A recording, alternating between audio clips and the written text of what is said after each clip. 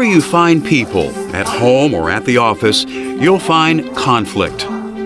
People disagree about things. It's a fact of life, and it doesn't have to be a problem.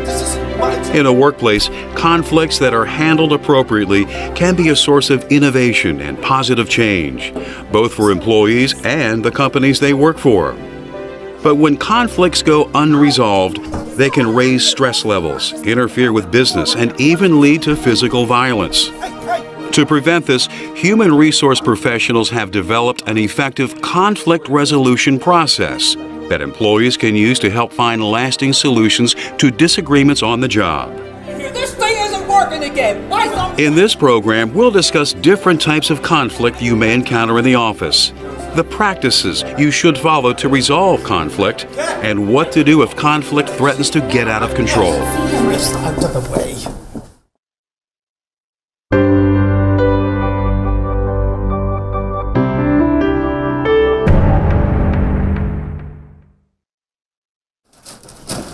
Cheryl, where are the Sharpies? Are you kidding me? When conflicts that arise in a workplace are not resolved, they can raise employees' stress levels, damage their morale, and even lead to physical violence. Smoldering disagreements can also reduce worker productivity and hurt a company's reputation. So it's important to be able to recognize and deal with workplace conflicts promptly and effectively. To do that, it helps to understand a few things about these conflicts themselves. For example, because workplace conflict occurs where we make our living, it can seem like a threat to our livelihood. This can make it more difficult to see an issue from the other person's point of view. And conflict doesn't only affect the people who are involved directly in the dispute. It can create a tense and even hostile work environment for everyone around them. To prevent this, it's important to determine what caused the conflict in the first place. For example, employees sometimes disagree about what goals they should be working towards. But it's very unusual for goals to be really mutually exclusive. In these cases, looking at the bigger picture can help us see how multiple objectives fit together in an overall plan. But even when we agree about the goals we're pursuing, we can still disagree on how to accomplish them. These are called procedural conflicts, and they can often be resolved by combining different strategies into a plan, compromising as to how we will proceed. Other types of conflicts can arise from simple misunderstandings, lack of communication, or poor data. In these situations, it's important for coworkers to establish common ground by ensuring that everyone has the most reliable, accurate, and up-to-date information possible. However, even then, we can still disagree about what those facts mean. Fortunately, these types of differences of opinion can often be resolved through friendly discussion. This approach also helps to establish a better understanding of the issues for the whole team. But it's important to remember that conflict is like a forest fire.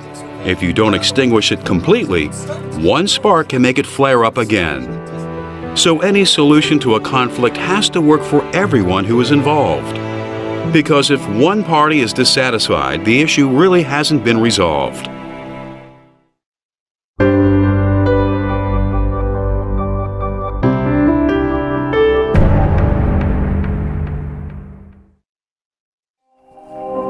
Workplace conflict can be a pain in the neck. No employee is going to welcome the distraction that a disagreement causes during a busy workday. Resolving the issue makes demands on our time and energy as well. So while it may be natural to wish for quick and easy solutions to on-the-job disputes, this can often lead to some bad habits that actually make conflict resolution more difficult. Competing, yielding, and avoiding are three common responses to conflict that not only fail to resolve a problem, but can actually make it worse. For example, in competing, a person tries to shut down the conflict by fighting for what they want and overcoming the opposition by force. I did all the groundwork for that. I got all the contacts. I appreciate that. Competing is an ineffective technique for resolving conflicts for two reasons. First, it tends to escalate the disagreement. Second, while one person may win, someone else ends up losing. While the winner may be happy with the result, the loser remains dissatisfied. And since everyone's needs and concerns have not been addressed, the conflict is bound to crop up again later. Another ineffective approach to conflict resolution is called yielding. This is when one party to the conflict tries to make peace by surrendering to the other. They might say something like, "I don't have time to argue about this, have it your way." I don't have time to argue about this, I'll get to it. But yielding doesn't create a lasting resolution because someone still has to lose. Even an employee who surrenders voluntarily may come to regret the decision. Then their bitterness and anger can cause the conflict to flare up again. The third bad habit that people develop in dealing with conflicts is avoiding. This is when an employee basically ignores a conflict, looking the other way and pretending it isn't happening. While this may reduce the stress temporarily, it's no substitute for a real solution, because conflicts do not go away by themselves.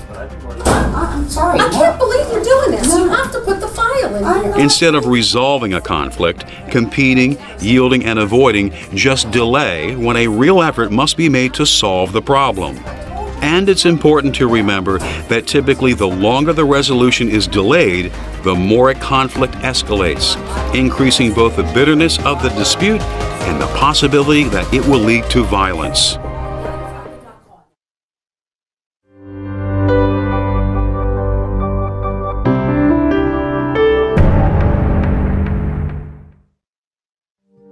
The effective process of conflict resolution is based on a set of problem-solving skills that can help you to diffuse disputes and find a permanent solution. It's critical for you to understand and use these skills because a workplace conflict that isn't dealt with won't just fade away, it gets worse.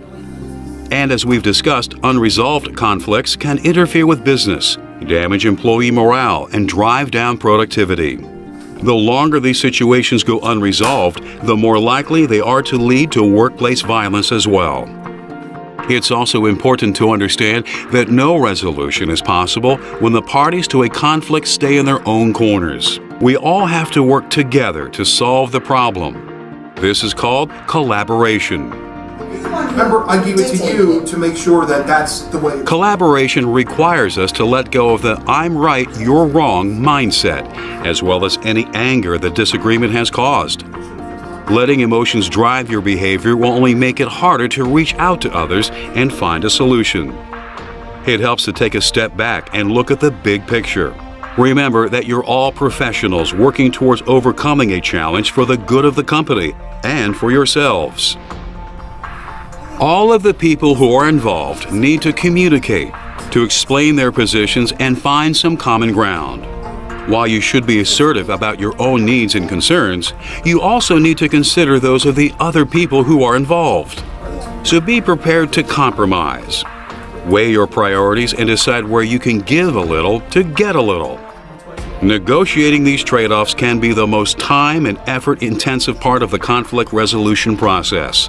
But it's also key to finding a successful solution.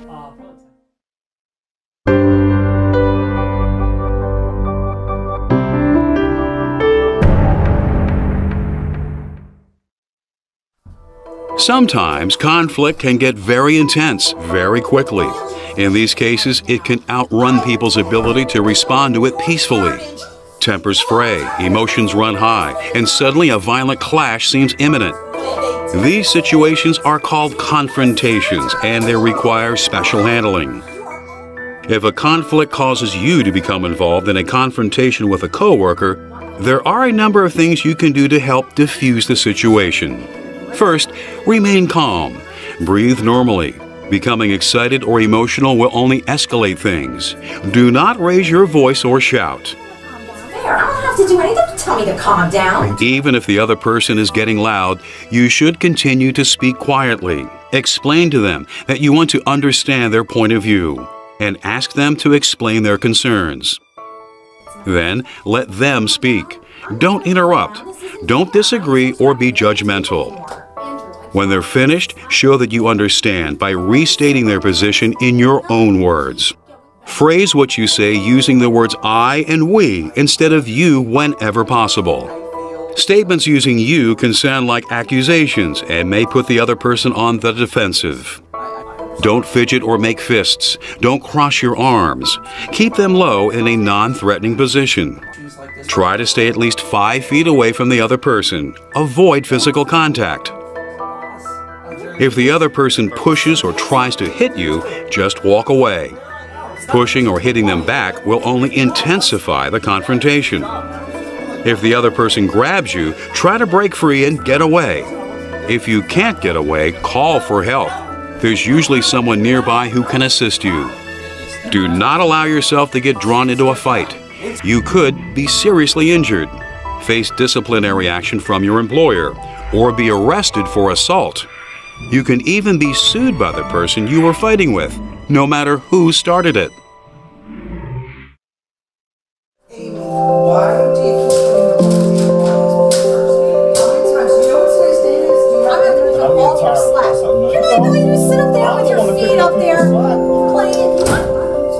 As we've seen, conflict in the workplace can be bad for employees and the companies they work for. But there are things you can do to help resolve disputes for everyone's benefit. Let's review. Handled correctly, workplace conflict can be a source of innovation and positive change. But conflict that goes unresolved can be bad for people and for business. Remember that quick and easy responses to conflict do not address the roots of a dispute. Taking the time to collaborate, communicate, and compromise with your coworkers is the best way to resolve conflict. If a confrontation occurs, you can diffuse the situation and help to prevent violence by staying calm and avoid being drawn into a fight.